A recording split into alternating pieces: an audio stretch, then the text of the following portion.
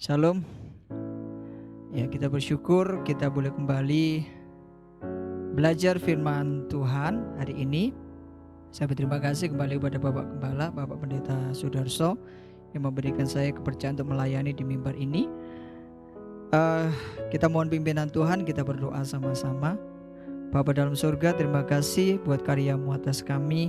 Kami bersyukur sebagaimana kami ada oleh karena penyertaan-Mu Tuhan. Dan saat hari ini Tuhan, kami akan belajar firman-Mu. Kami mohon Engkau bersabda kepada kami, Engkau berbicara lewat hamba-Mu yang sederhana, nyatakan kuat kuasa-Mu.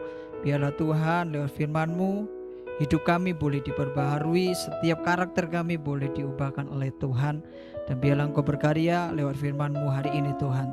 Terpujilah Engkau, hamba kembalikan segala kemuliaan hormat bagi-Mu dalam nama Yesus, haleluya, amin.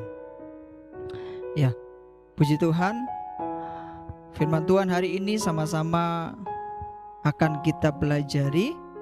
Sebagai orang Kristen yang percaya kepada Yesus, tentunya kita melihat bahwa menjadi murid Yesus adalah tentang bagaimana kita belajar, tentang bagaimana kita dibentuk, tentang bagaimana kita menjadi semakin hari semakin serupa dengan Kristus. Seberapa lama kita menjadi Kristen, seberapa lama kita ikut Tuhan, tentunya kita akan melihat apakah kita dapat mencapai satu pertumbuhan yang baik dalam hidup kita masing-masing. Kebetulan saya ini punya sebuah taman sebuah taman di rumah itu nggak besar. Di depan rumah itu saya menanam di sebidang tanah yang tidak luas itu sebatang pohon sebatang pohon. Saya menanam mangga waktu itu saya beli bibit mangga yang di cangkok itu kira-kira 4 tahun yang lalu dan sekarang pohon yang saya tanam itu sudah 2 kali berbuah sudah 2 kali berbuah. Pohonnya tidak begitu tinggi paling sekitar 3 meter mungkin 3 meter batangnya juga bisa dikatakan tidak terlalu besar. Tapi saya senang sudah bisa berbuah 2 kali dan buahnya cukup bagus jenisnya mangga gadung.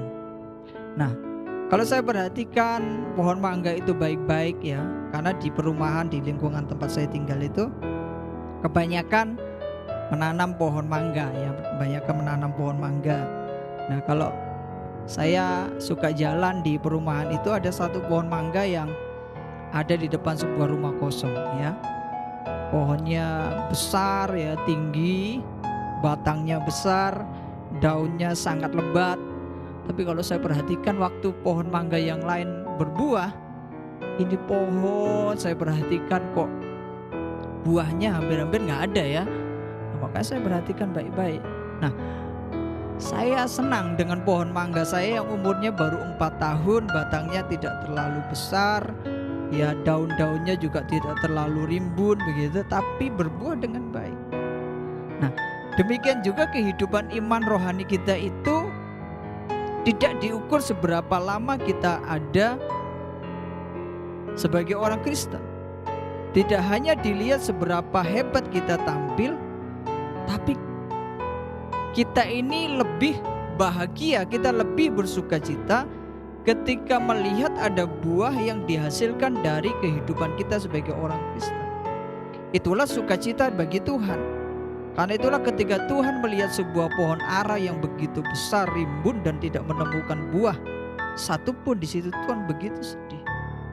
Nah, itulah yang saya akan sampaikan dan menjadi pembahasan hari ini.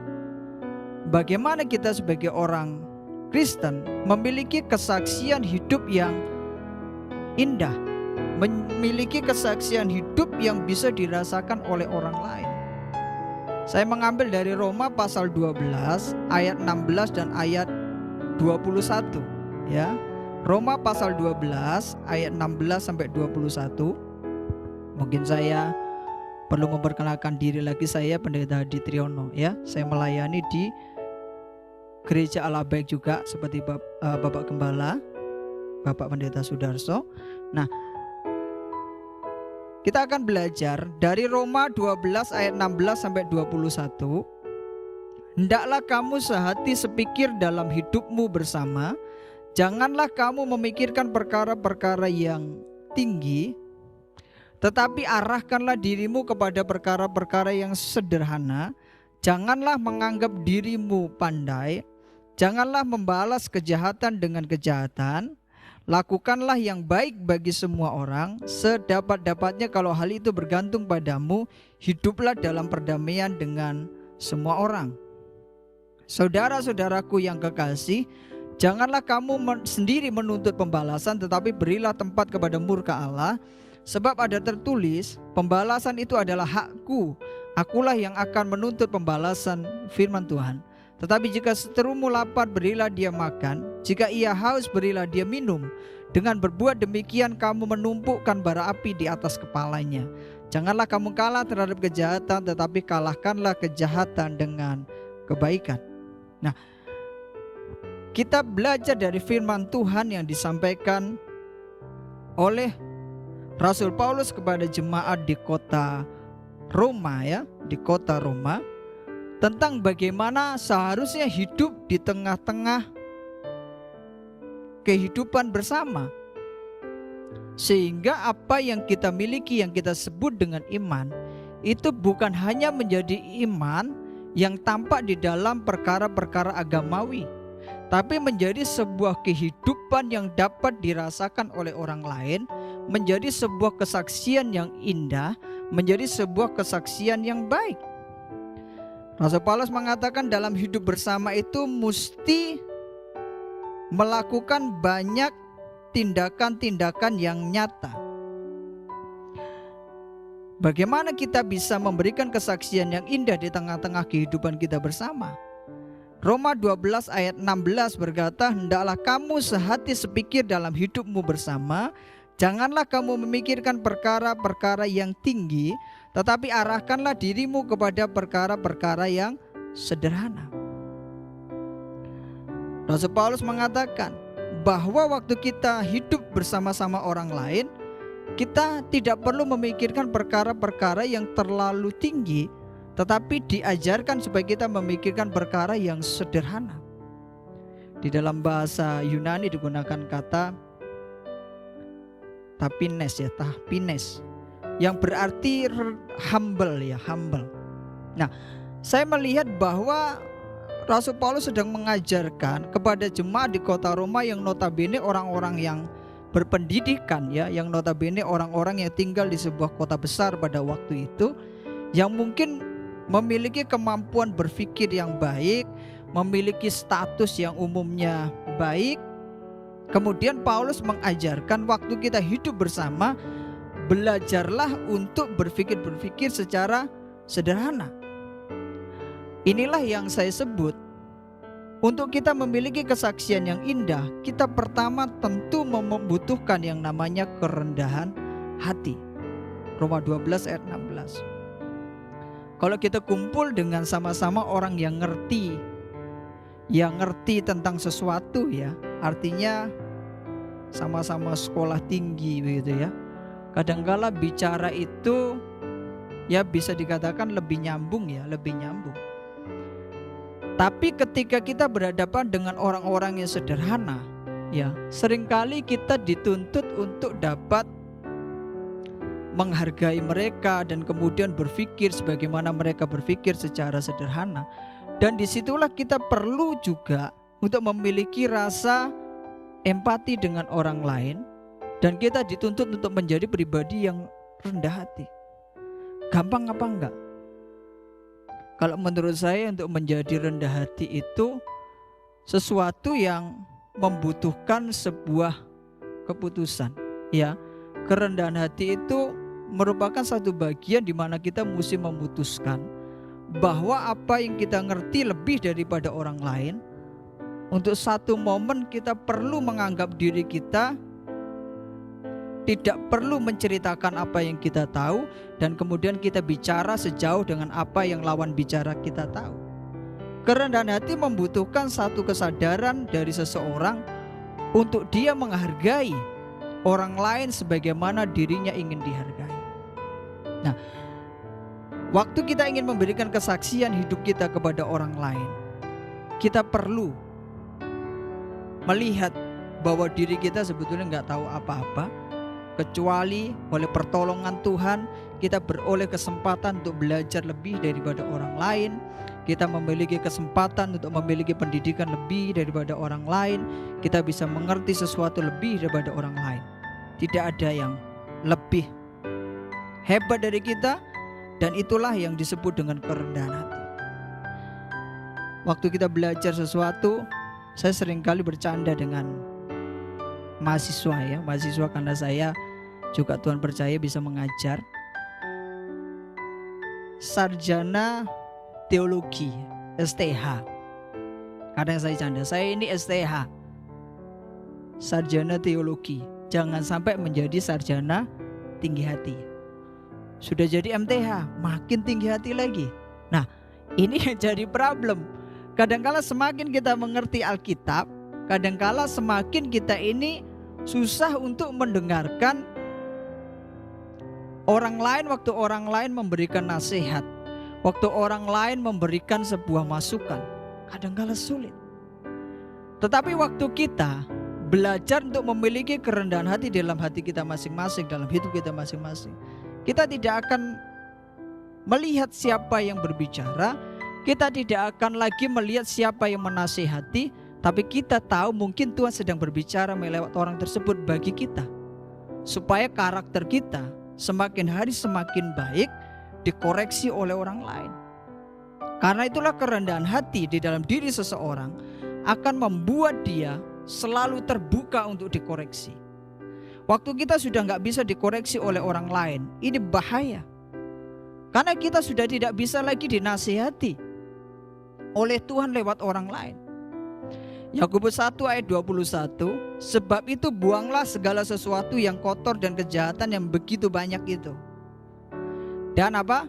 Terimalah dengan lemah lembut firman yang tertanam di dalam hatimu, yang berkuasa menyelamatkan jiwamu. Jadi kita akan bisa membuang segala sesuatu yang kotor dan kejahatan yang begitu banyak, waktu kita bisa menyambut evaluasi, bisa menyambut koreksi dari firman Allah lewat siapapun dengan hati yang lemah lembut. Mungkin Bapak Ibu Saudara rekan yang terkasih punya gembala yang pendidikannya lebih rendah, mungkin. Tapi waktu dia menyampaikan firman Allah, percayalah bahwa Tuhan ingin membuang segala sesuatu yang salah dalam hidup kita lewat hamba Tuhan tersebut. Saya dengan anak saya kadangkala keluar ya dengan anak saya yang perempuan. Saya punya anak perempuan usia 7 tahun. Satu kali saya naik mobil dengan dia. Waktu saya naik mobil, saya ingat waktu itu agak-agak sore begitu. Dan saya ini seorang yang suka menonton pertandingan sepak bola. Nah, waktu sore itu saya tahu ada pertandingan yang bagus. Waktu saya naik mobil, saya ingat bahwa ini ada pertandingan bagus. Nah, pas kebetulan saya perjalanan pulang dengan anak saya, handphone saya berbunyi ya. Handphone saya ada yang menghubungi. Ada seorang jemaat yang meminta waktu untuk konseling, yang ngobrol. Lalu saya lihat handphone saya berbunyi. Nak, tolong nak, angkat handphonenya. Iya Pak. Loh kenapa gak Papa yang angkat, kamu aja. Nanti bilang kalau Papa lagi gak ada di rumah. Ya bilang gitu ya. Lalu anak saya bilang, Pak, kita kan gak boleh bohong Pak. Lalu saya bicara pelan sama dia. Itu hanya untuk jemaat, bukan untuk Papa. Papa kan pendetanya. Kadangkala kita ini berharap orang lain mengikuti apa yang kita katakan, Tapi seringkali kita tidak merasa salah waktu kita tidak melakukan apa yang kita katakan. Waktu saya dikoreksi oleh anak saya yang kecil itu, seharusnya saya merasa sangat malu. Saya harusnya merasa sangat bisa merasa saya nggak bisa jadi teladan buat dia. Nah, jadi orang yang memiliki kerendahan hati, dia akan selalu terbuka untuk bisa dikoreksi oleh siapapun. Baik itu oleh orang biasa, jemaat biasa, baik itu oleh orang yang pendidikannya di bawah kita, baik itu oleh orang-orang yang mungkin kita anggap statusnya di bawah kita. Kita memiliki hati yang selalu siap untuk dikoreksi.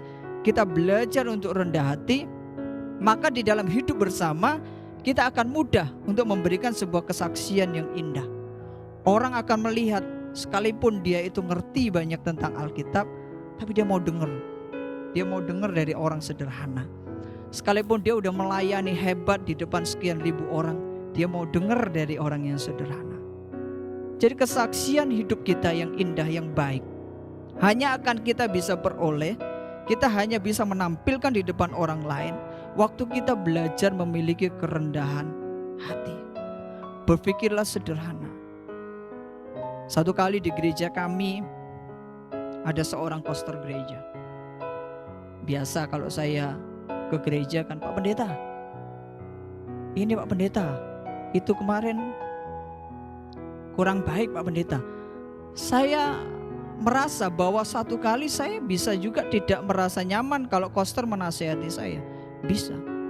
Tapi waktu saya memilih untuk menghargai dia dan kemudian mulai memeluk dia, terima kasih Pak sudah diingatkan, itu sesuatu yang berkesan buat dia. Demikian juga buat orang lain. Dalam hidup bersama, waktu kita memiliki kerendahan hati, hidup kita akan menjadi sebuah kesan yang begitu baik kepada orang lain. Dan kesaksian hidup yang indah, yang kedua berdasarkan surat Paulus kepada jemaat yang di Roma, itu juga dikatakan di dalam Roma 12 ayat 17, janganlah membalas kejahatan dengan kejahatan, lakukanlah apa yang baik bagi semua orang. Dan yang kedua, kalau kita ingin memiliki kesaksian yang indah di tengah-tengah hidup bersama, milikilah kasih yang nyata. Inilah yang kadangkala sudah jarang kita temui. Bagaimana kita bisa menunjukkan ekspresi kasih itu bukan hanya secara perkataan, tapi ekspresi kasih itu nyata bagi hidup orang banyak. Karena saya yakin tindakan kita berbicara jauh lebih keras daripada apa yang kita katakan. Jangan membalas kejahatan dengan kejahatan. Lakukanlah apa yang baik bagi semua orang. Alkitab mengajarkan kepada kita, kalau kita ingin menjadi sebuah kesaksian yang indah, maka milikilah kasih yang nyata. Waktu orang memperlakukan engkau secara tidak baik, tapi kita rangkul dia, kita sayang dia, kita berkati dia, ini sesuatu yang baru bagi dunia. Tapi inilah kasih yang nyata yang Tuhan ajarkan kepada kita. Mungkin orang pada umumnya berkata, yang jahat mesti dibalas jahat, yang baik mesti dibalas lebih baik. Tapi firman berkata, lakukanlah yang baik bagi semua orang. Gak ada pilihan pembalasan bagi kita. Kesaksian indah itu akan menjadi sesuatu yang sangat baik untuk mengubahkan hidup banyak orang. Bagaimana kita bisa menginjil, bagaimana kita bisa menceritakan kasih Kristus lewat apa yang kita lakukan. Sederhana saja. Kau ulurkan tanganmu, kau tolong mereka, engkau tetap mengasihi mereka yang menjengkelkan engkau. Kristus sedang diceritakan di situ. Nah, kasih yang nyata itu menjadi sebuah pesan yang dapat menyentuh hidup orang lain dengan kasih yang kita tunjukkan. Kita bisa menyentuh orang lain. Dalam Roma 12 ayat 20, tetapi jika seterumu lapar, berilah dia makan, jika ia haus, berilah dia minum. Dengan berbuat demikian kamu menumpukkan bara api di atas kepalanya. Pada tradisi dunia Mesopotamia kuno, itu hal yang dikenal bahwa ketika seseorang ingin menyatakan penyesalan dan ingin berubah jadi baik, ya, dia akan meletakkan sebuah seperti loyang di atas kepala dan kemudian menaruh bara api di atas untuk menunjukkan penyesalannya kepada orang yang tadinya dia perlakukan jahat, tapi orang itu tetap berbaik. Kalau kita melakukan sesuatu kepada orang yang menyakiti kita, kalau kita berbuat baik kepada orang yang merugikan kita, kita sepertinya memberikan sebuah dorongan sehingga dia boleh menyesal. Dan kemudian dia menyadari, oh, dia bukan orang yang